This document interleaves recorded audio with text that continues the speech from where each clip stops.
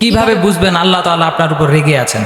এই 5টি গুণ যদি আপনার মধ্যে থাকে তাহলে বুঝবেন আল্লাহ তাআলা আপনার উপর রেগে আছে। কি কি? ভালো করে শোনেন। 1 নাম্বার, আপনার অন্তর থেকে যদি মায়া মহব্বত চলে যায়, দয়া চলে যায়, মানুষের উপর দয়া করতে মন চায় না, এরকম লক্ষণ যদি দেখা যায়, মানুষকে দেখলেই মনে হয় ছেড়ে খাবো, এরকম যদি আপনার লক্ষণ দেখা যায় তাহলে বুঝবেন আপনার উপর আমার রব্বুল আলামিন রেগে আছে। 2 নাম্বার, অভাব অনটন যায় না। অভাব অনটন যায় না। অনেকের লক্ষ কোটি টাকা আছে কিন্তু সুখ শান্তি নাই।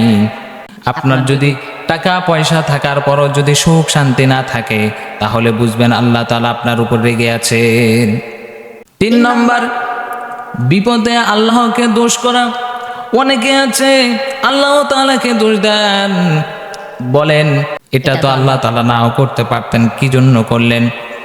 আল্লাহ তাআলা কি আমাকেই দেখলেন, পৃথিবীর আর কাউকে দেখলেন না? এমন কথা যদি মনের মধ্যে আসে তাহলে ভেবে নিবেন আল্লাহ তাআলা আপনার উপর রেগে আছেন। 4 নাম্বার, পৃথিবীতে থাকাকালীন আপনি আল্লাহর কাছে দোয়া করে কিছু চান না, আল্লাহ তাআলা রাগ করবেন। পৃথিবীতে মানুষের কাছে চাইলে রাগ করে, একজন আরেকজনের কাছে চাইলে রাগ করে, কিন্তু মহান রব্বুল আলামিন বলেছেন, ও বান্দা আমার কাছে তুমি যদি বেশি বেশি করে না চাও আমি রাগ করি।